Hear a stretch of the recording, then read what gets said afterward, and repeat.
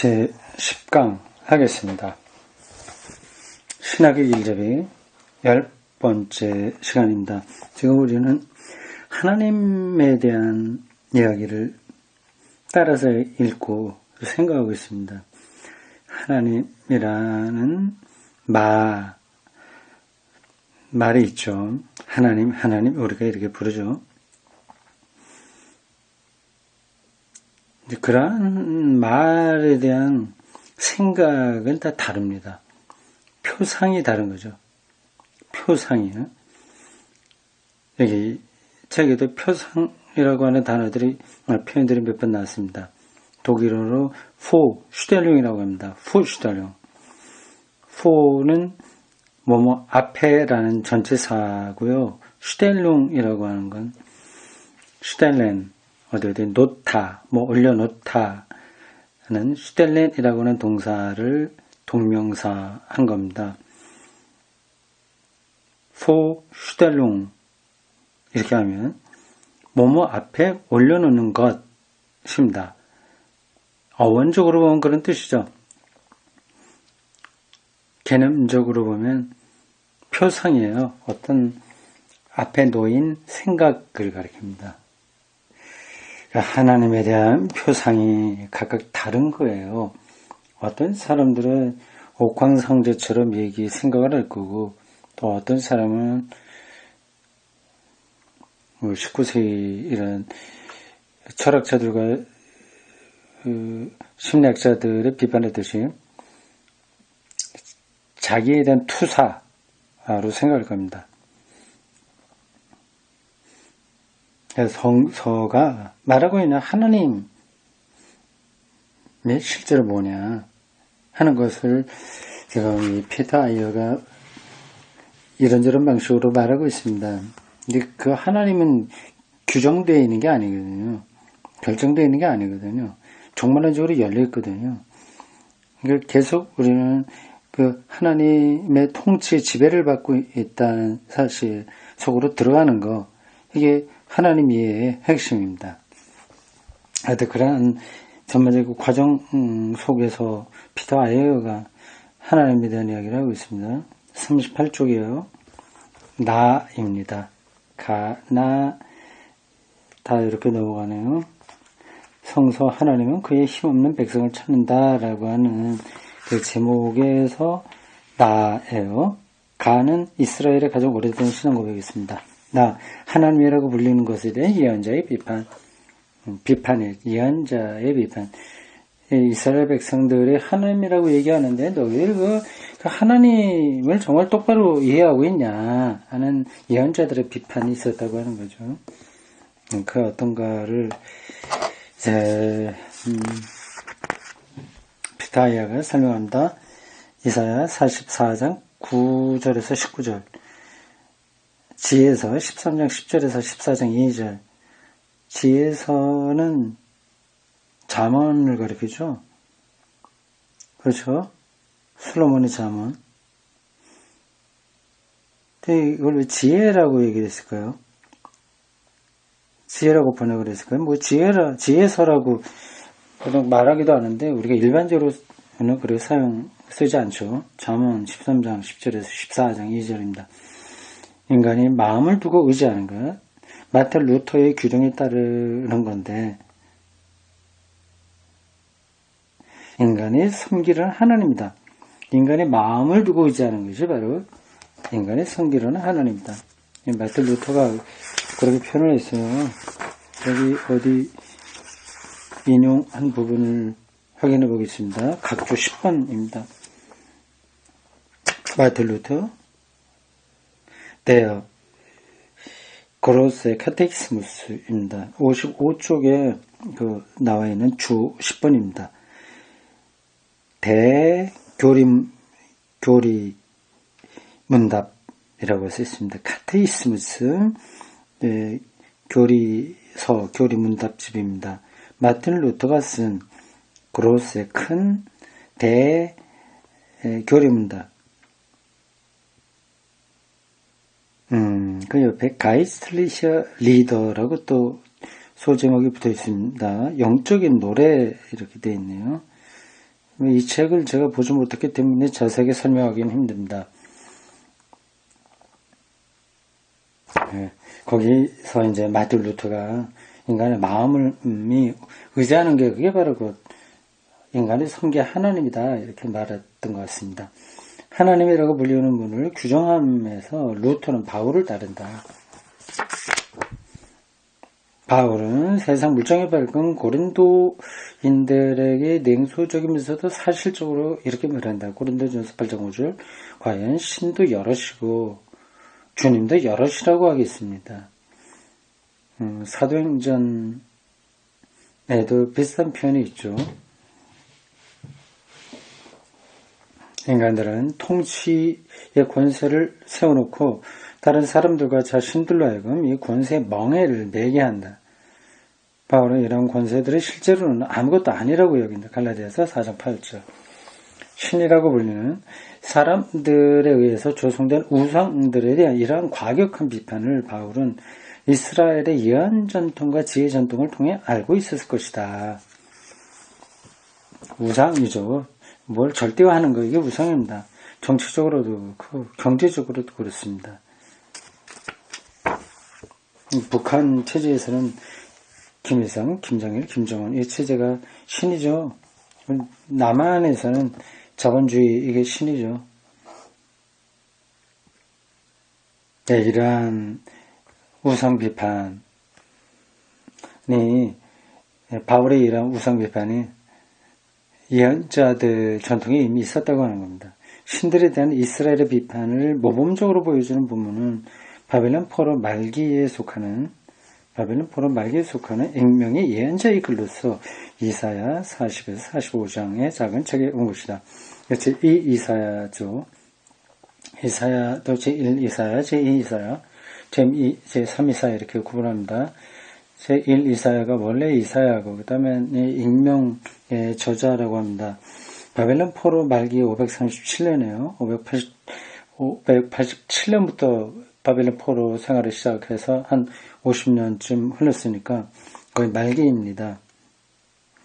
거기 포로로 잡혀가서 귀환을 몇 번에 걸쳐서 하죠.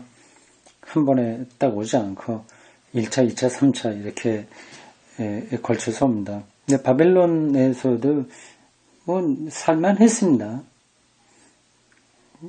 그러니까 한꺼번에 오지 않은 거예요. 거기서 거의 2세대에 걸쳐서 살았으니까 생활 근거지가 잡혀 있어서 그걸 다 떨치고 오기가 쉽지 않았습니다.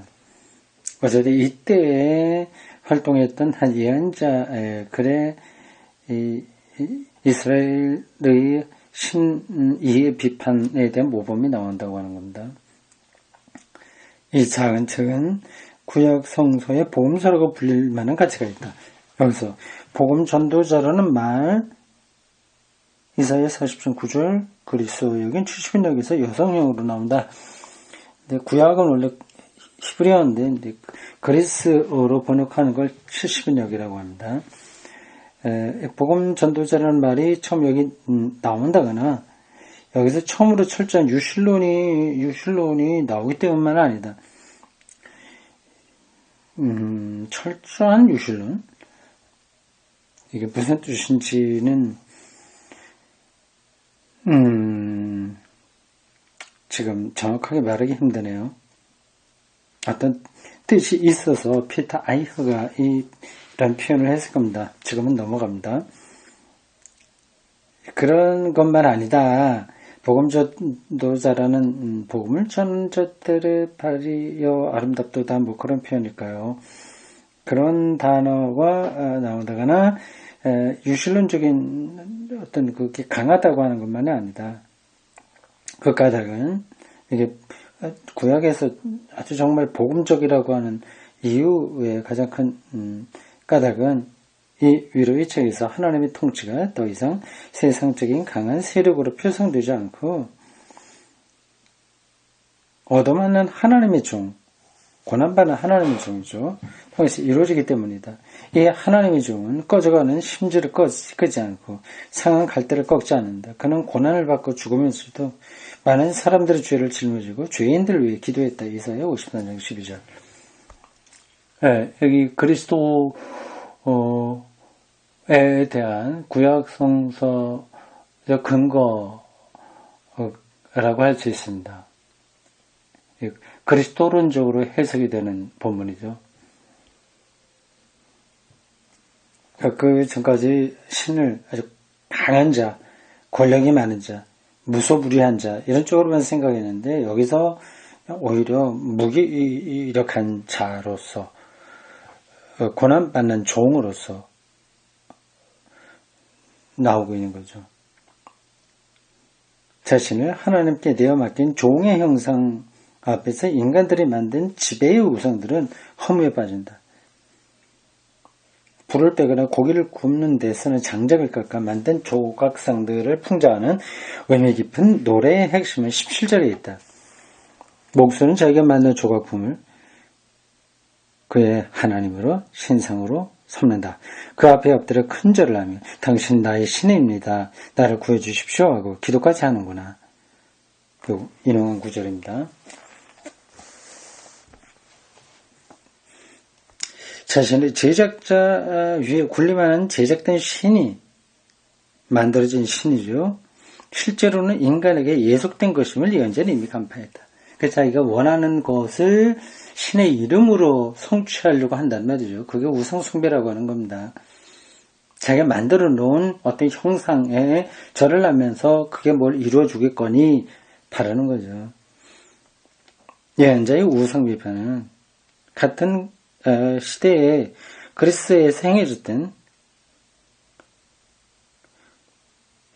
크세노 파네스 일의 철학적인 신들에 대한 비판을 기억나게 한다.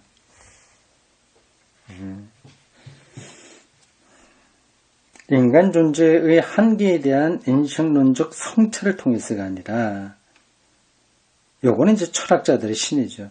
인간 존재의 한계에 대한 인식론적 성찰, 인간 존재의 한계에서 나오는 인식론적 성찰을 통해서 뭐 절대적인 것을 찾아보려고 하는 학문적 노력, 이것이 철학적인 신이해인데 그게 아니라 하나님으로 하여금 당신의 역사적 활동력 안에서 스스로 말씀하시도록 하는 선조들의 철저한 하나님 신앙의 입각에서 예언자는 제작된 신을 갈파했다. 그리스 그 시대의 철학자들의 주장도 넘어서는 거죠. 이사야 44장 8절을 인용했습니다. 이스라엘의 임금 그의 구세주 만군의 야훼께서 말씀하신다. 내가 시작이요 내가 마감이다. 알파 오메가다. 그죠? 나밖에 다른 신이 없다. 누가 나와 같으냐? 나서서 말해봐라. 너희가 나의 증인이다. 나밖에 다른 신이 또 있느냐? 예언자의 언어 형태가 예언자의 고유한 하나님 표성을 알려주지는 않는다. 예언자의 말에서 스스로 말씀하시는 하나님의 말씀을 듣게 된다. 예언자의 언어 형태, 그게 하나님 자체는 아니고 거기서 하나님의 스스로 말씀하신다고 하는 거죠. 좀 까다롭죠? 근데 넘어가야 됩니다. 왕의 사신을 통해서 사도를 통해서 말한다. 예언자들을 통해서 말한다. 예언자 언어 자체가 중요한 게 아니라 그를 통해서 말씀하신다는 게 중요하죠.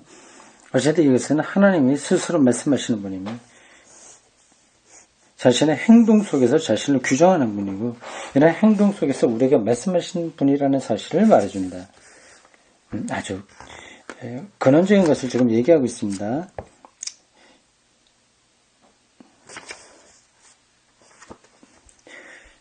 나중에 또 생각해 보십시오.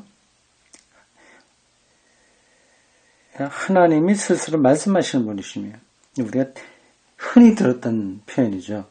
근데 흔히 듣는 식을 넘어서는 표현입니다. 우상 숭배는 자기의 인간의 자기적인 노력과 기대가 다 거기 들어가 버려 있는 거예요. 그걸 뛰어넘는다는 게 바로 하나님이 스스로 말씀하신다는 말의 의미입니다. 그리고 자신의 행동 속에서 자신을 규정하는 분이다. 이 사람들의 기대가 아니라 자신의 행동 속에서 하신다는 거죠. 이런 행동 속에서 우리가 말씀하시는 분이라는 것을 말합니다. 그의 말씀을 듣고 그의 말에 귀를 기울이고 그가 말씀하도록 자리를 마련하는 일이 중요하다. 이것도 딱 두루지 않아요. 도대체가 우상 숭배라고 하는 게 뭔지는 알겠죠. 자기의 기대 사항을 자기가 만든 신을 통해서 혹은 이데올로기를 통해서 실현해 보려고 하는 겁니다. 칼 마르크스의 프롤레타리아 혁명도 이데올로기죠. 뭐 휴머니즘이든 어쨌든 일단 두 번째 치고 아무리 필요한 목소리라고 하더라도 그래서 인간의 그 철학자의 기대가 거기다 들어가 있는 겁니다. 그것까지는 우리가 이해를 하겠어요. 정치, 경제, 사회적인 차원에서 자기가 만든 신을 섬긴다고 하는 게 어떤 뜻인지 압니다. 근데 여기 지금 하나님이 스스로 말씀하시고 그 말에 귀를 기울이고 그 말씀하도록 자리를 마련하는 일이 중요하다고 하는 건 이거는 딱 손에 들어오지는 않아요. 우상을 만들지 말라, 그걸 섬기지 말라, 자본주의에 종속되지 말아라 라고 하는 건 안 돼. 그럼 하나님은 어떻게 우리들에게 말씀하시냐고 하는 겁니다. 서로가 이건 하나님의 말이야 주장할 수 있는 거 아니겠습니까? 하나님이 입이 있어서 말하는 건 아닐 테니까 말이죠. 도대체 하나님이 말씀하시도록 자리를 마련하는 일이 중요하다고 하는데 그게 뭘까요? 이게 좀 애매하긴 합니다. 근데 제 생각이 맞는지 모르겠어요. 뭐 예배를 잘 드린다, 뭐 성경을 잘 읽는다, 그런 차원을 말하는 건 아닙니다.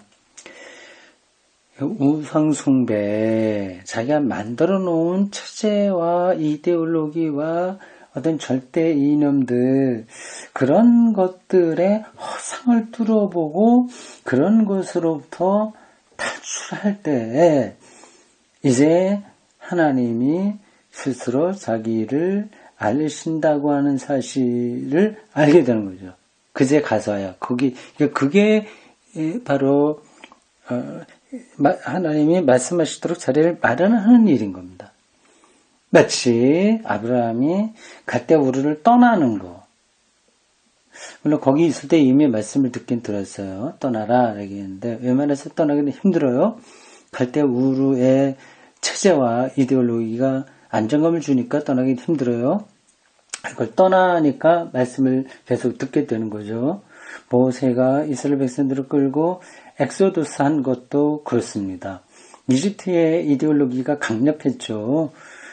그러니까 광야에서 광야로 나오니까 그제서야 그들은 하나님이 말씀하시는 것을 바로 이해할 수 있게 되었습니다. 제가 보기에는 오늘 이 피터 아이어가 요 대목에서 말하려고 하는 것이 그게 아닐까 생각합니다. 잘 봤을 거예요. 여기는 책 읽기에 어려움이기도 하고 재미이기도 합니다. 제가 이렇게 설명한 정도까지 이 본문을 읽고 생각을 확장시킬 수 있는 사람들이 이렇게 많지는 않아요. 제 자랑을 하는 게 아니라 이건 책 읽기와 신학과 인문학 두루두루 그리고 삶의 모든 것들과 역사 이런 것들을 이 책을 쓰는 사람과 버금갈 정도로 따라갈 때 이제 그런 게 열리는 거죠. 조금 아까 제가 말씀이 좀 애매할 수 있다 말씀드리지 않았습니까? 그러니까 앞으로 더 나아가는 그러한 설명이 없으면 이건 정말 애매한 거예요. 도대체 그렇게 뭐란 말이냐? 하나님이 말씀하시도록 자리를 마련한다고 하는 게 구체적으로 뭐냐? 손에 안 잡히는 일이지 않습니까? 자, 여기까지 됐고 그 다음에 다 버린다. 힘없는 사람들 가운데 계신 하나님의 권능. 본문 마태복음 25장 31절에서 46절입니다. 마지막 때에 모든 백성에게 내릴 하나님의 심판에 대한 긴 비유, 거기에 각주 13으로 나와 있습니다. 예레미야의 책입니다. 디 글라히니세 예수, 예레미야스의 책, 디 글라히니세 예수, 예수의 비유입니다. 이건 번역된 책이에요. 이것은 마태복음에만 나온다. 마지막 때 이거죠. 염소와 양의 비유라든지 그런 것들입니다. 그리고 지혜로운 여자와 어리석은 처녀들 이야기 이런 것들이죠. 이 비유에서 하나님의 전능한 통치에 대한 표상은 전체 신학 성서의 말씀에 비추어 해석된다. 예수의 비유의 말씀을 통해서 버림받은 자, 병자, 그리고 정죄받은 자에 대한 표징적인 능력 행위를 통해서, 그리고 특히 십자가의 버림받음으로 나아감을 통해서 공간복음서 전승은 하나님의 통치가 무엇인지, 예수 그리스도의 선포에 따르면 하나님의 통치는 하나님을 가리킨다. 제가 여러 번 얘기했습니다. 하나님의 통치가 따로 있고 하나님이 따로 있는 게 아니다. 하나님 나라가 따로 있고 하나님이 따로 있는 게 아니다. 하나님 나라가 곧 하나님이고 하나님 통치가 하나님이다. 그럽니다. 하나님이 무엇을 의미하는지를 분명히 알려준다. 하나님은 세상적 권세를 통해서가 아니라 인간들에게 버림받은 자의 무력함을 통해서 통치한다. 역설적이죠. 우리는 계속 세상의 통치 권력에만 치중하고 있습니다. 근데 오히려 거기서 버림받은 자의 무력함을 통해서 통치하신다고 하네요. 인간적인 권력에 의해 버림받은 분의 헌신을 통해서, 대표적으로 예수님이죠. 통해서만 그리스도교의 복음은 하나님을 안다. 바울과 요한은 예수 그리스도를 따르는 자들의 공동체를 위해서 십자가에 달린 분의 숨김 속에서 드러나는 은폐요 드러나는 하나님의 계시를 설명한다.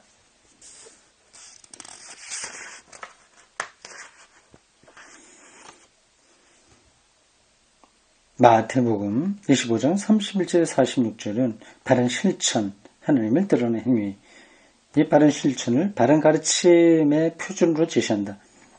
이 본문은 유대교 전통에 걸맞게 모든 가치를 철저히 뒤집는다. 이 땅에 저주받은 자들, 굶주리고 목마른 자들, 떠돌이가 된 자들, 헐벗은 자들, 병자들과 갇힌 자들에게 형제처럼 대하는 사람들을 하나님은 본다. 바른 신앙론을 사변적으로 논거하거나 단순히 인정하는 사람에게 역사의 주님은 나타내지 않는다. 세상의 권력에 의해서 버림받은 자에게 가까이 가는 자들, 바로 그들이 하나님을 안다는 거죠.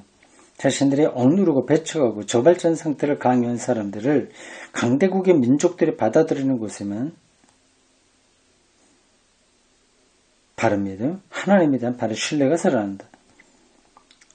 역사의 주님은 자신을 얻어맞은 자로 나타낸다. 네, 정치신학적이고 해방신학적인 관점이 피터의 이야기에는 강하게 나타납니다. 그러므로 그리스도교적 신앙의 진리와 거짓은 그 열매로만 알려진다. 네, 여기까지 동의할 수 있죠. 자, 명제가 이제 다시 나옵니다. 명제 9, 성서는 하나님 자신이 말씀하시게 함으로써 주어진 본문 안에서 하나님에 대해서 말한다. 명제 10. 이러한 성서의 언어 형식은 하나님을 위한 사변적 논증이 아니라 우리에게 하나님이 말씀하시는 형식으로 나타난다. 우리의 사변이 아니라 하나님 말씀한다. 한 거죠. 그것은 인간들이 제작한 신상의 허무함을, 신상은 신의 형상을 만든 신의 형상이죠. 제작한 신상의 허무함을 예언자들을 통해 비우는 하나님의 노래, 역사를 비판하는 하나님의 아들에 대한 비유로 나타난다. 앞에 있는 것을 요약한 명제들입니다. 명제 11.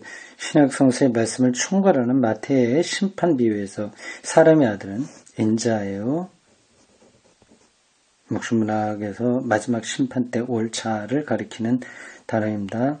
사람의 아들은 그의 사람들을 억누른 자와 갇힌 자들의 무력함 속에서 만난다. 하나님은 십자가에 달린 역사의 주님 안에서 나타난다. 십자가에 달린 역사의 주님. 이 주님은 우리 역사의 현실적인 억압 속에서 만나게 된다. 12. 성서적으로 하나님은 관념적인 최고 존재나 인간들에게 가장 강한 자가 아니다. 그는 당신 말씀 안에서 자신을 나타내는 분이다. 하나님을 안다는 것은 이 말씀을 증거하고 행하는 자가 되는 것을 의미한다. 관념적이고 이런 것은 다 철학적인 거죠. 이데아를 찾아가는 거죠. 그러한 방식이 필요 없는 것은 아닌데, 그것을 이제 섬기면, 그걸 우상으로 만들면, 그걸 절대화하면, 거기에 마음을 다 두어버리면, 하나님은 말씀하지 않는다. 그렇게 볼 수 있습니다. 인간적인 하나님 표상과 현대적인 하나님 부름의 전체적인 맥락에서 이 성서 본문들에 대해 말할 때 우리는 더 이상 스스로를 알리는 하나님에 대한 증인이나 스스로 계시하는 하나님에 대해 고백하는 자는 그 하나님의 예언자로만 머물 수 없다.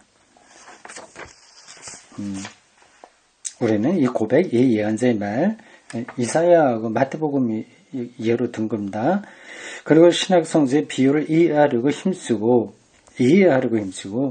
성서의 세계와 교회의 선포와 하나님에 대한 현대적 논쟁의 전체 맥락에서 설명하려고 노력해야 한다. 오늘의 우리의 삶의 전체 맥락에서 그를 설명해야 되죠. 그렇게 함으로써 우리는 신학을 수행하는 것이다. 하나의 관념을 아는 게 아니라 오늘의 이 삶의 자리에서 새롭게 해석해내야 되는 거죠. 그리스도교의 신학은 교회의 선포를 통해 전해지는 하나님의 자기증언에 대한 성찰이다. 자기증언이라고 하는 표현 잘 기억하십시오. 우리에 의해서 되는 게 아니라 하나님이 하신다는 거예요. 그리고 그 증언이 하나님이라는 겁니다. 자기증언이. 자기 계시, 자기 증언이에요. 그러므로 신학은 하나님의 자기 증언과는 거리가 있으며 독자적인 물음을 물음으로써 원문에 대해서 낯설게 된다. 신학은 그렇게 해봤자 하나님 자기 증언과 일치되는 건 아니에요. 우리가 아무리 명석하게 논리적으로 정리해도 잘 되지 않습니다.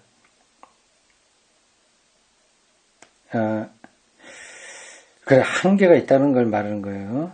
성서의 증언에 대한 이런 신학적 성찰은 왜 의미 있고 중요한가? 신학의 물음은 어디서 오는가? 그리고 하나님에 대한 신학적 진술의 기본 구조는 무엇인가?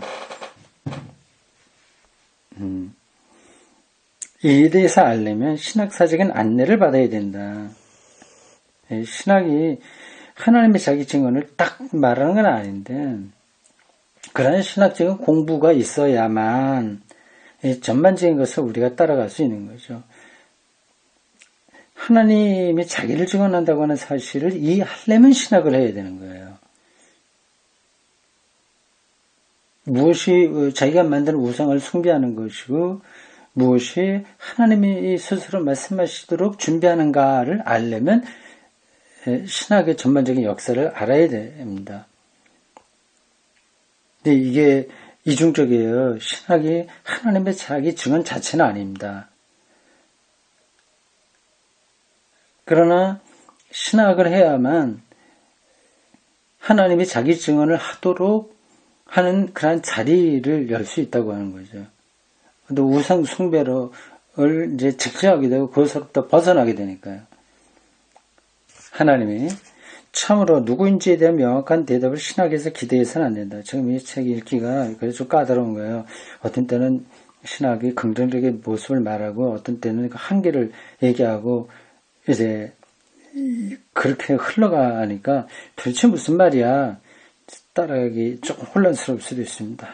정신 차리고 보셔야 돼요.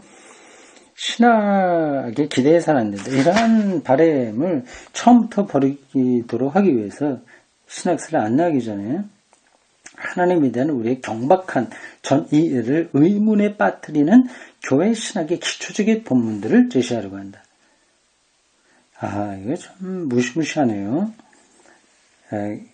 하나님에 대한 우리의 경박한 전이에 참 중요한 표현입니다. 그거를 무너뜨려야 되죠.